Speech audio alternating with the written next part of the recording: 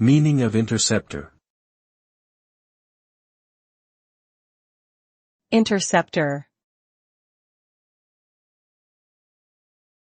Interceptor. Interceptor.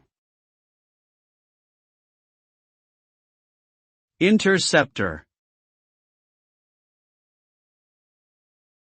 The word interceptor can have different meanings depending on the context.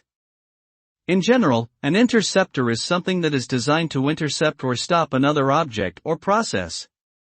For example, in military terms, an interceptor can refer to a defensive weapon system used to intercept and destroy incoming missiles or aircraft. In sports, an interceptor can refer to a player who intercepts a pass or other play by the opposing team, preventing them from scoring or advancing. In technology, an interceptor can refer to a software component that intercepts and processes messages between two applications or systems. Overall, the term interceptor refers to something that intercepts or stops something else in its path.